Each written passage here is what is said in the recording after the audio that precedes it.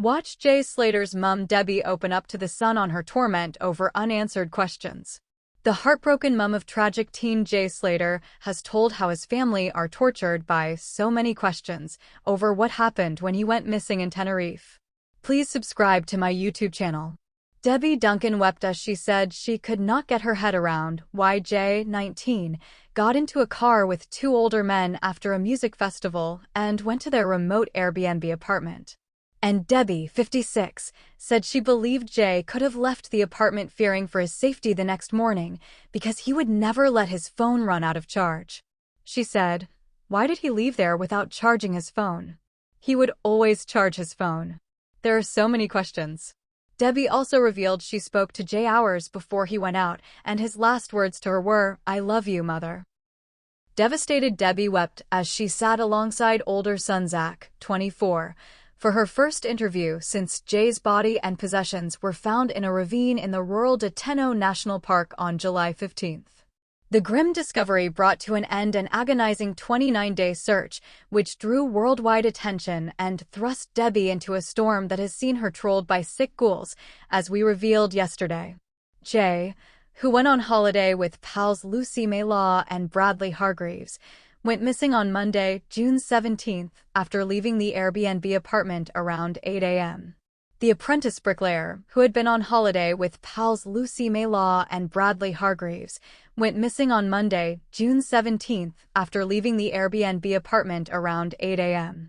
Jay of Ozzletwizzle, Lynx, called Lucy, 18, at 8:50 a.m. saying he had cut his leg, was lost and dehydrated, and had just 1% battery on his phone. His mobile last pinged in the mountainous rural de Teneri Park after Jay walked the wrong way from the Airbnb in Masca, 25 miles north of his apartment in Los Cristianos. And Debbie said she was tormented over why Jay, who had been at the NRG Music Festival in Playa de las Americas, got into a car between 5 a.m. and 6 a.m. with the two men. One was later revealed to be convicted drug dealer Ayub Qasim of East London, while the other was an associate dubbed Rocky. School assistant Debbie also questioned why his friend Lucy did not race to pick him up. Fighting back tears, she told The Sun, "I don't know what he thought he was doing by going with these two guys. I really don't know. I can't get my head round why he just didn't go back to his own friends and went with them. In our minds, we think he's not realized where he was going. And it was dark. I just think he's not even thought about or knew which direction he was going." Jay posted a Snapchat picture of himself smoking on the doorstep of the apartment at 7:30 a.m. and then walked the wrong way after apparently being told there was no bus to his hotel until 10 a.m. Please subscribe to my YouTube channel. Asked if he could have left because he was frightened, Debbie said, "That thought crossed my mind. Jay would not let his phone run down. If he had access to a phone charger, that would be the first thing that he would do. Why did he not want to hang about to charge his phone? One of these guys had said that he'd given him a charger, but why did he not charge his phone? There's not very many times that I can think where Jay's not been contactable, and if he's not, he'll ring me. I've got half of his friends' numbers in my phone because he's rung me from them and said, 'Mom, it's me.'" Spanish police allowed the two men to leave Tenerife and quickly said they were not relevant to the investigation. Qasim, 31, who booked the Airbnb under a false name, later said, "Jay came to the house alive, and he left the house alive." In her first interview since Jay's death, Debbie told The Sun she wants to speak to two men Jay went to Airbnb with. How final videos of Jay clubbing haunt her. How vicious trolls have destroyed her with thousands of calls and messages. She received a vile letter from a troll just days after her Jay's funeral. Her torment over a GoFundMe page she didn't ask for. How Jay really got caught up in gang attack that landed him with conviction. She just screamed when cops found her son's body. In her final call to Jay, they said, "I love you." She denies rumors Jay stole £12,000 watch and fell foul of Tenerife drug cartel. Jay was popular lad who didn't deserve trolls' abuse. Her family sent vile fake images of kidnapped Jay. But talking about Spanish detectives, Debbie said, "I don't know why they interviewed and let them go. I don't know on what day they interviewed them." She said she had not heard from the men who spent Jay's last living hours with him, but would like to quiz them.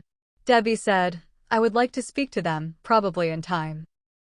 I would ask what was happening in Jay's mind and why did he leave? Former Detective Mark Williams Thomas, who jetted to Tenerife to investigate Jay's disappearance, has suggested Jay walked the wrong way after leaving the apartment. It was the suggested route on a phone app.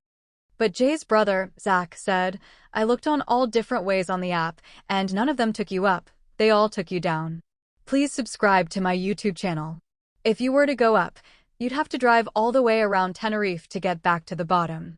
And Debbie added, I just can't comprehend, I just can't get into my head why he would have gone the totally opposite way. Instead of going down to civilization, why he would go up the other way, I just can't get my head round that bit. The family also doubt the account of local cafe owner Ophelia Medina Hernandez, 66, who said she spoke to Jay and told him there was no bus until 10 a.m.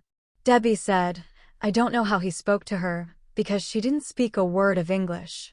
She was very cold towards all of the family and put her hand in front of her face when Zach tried to speak to her.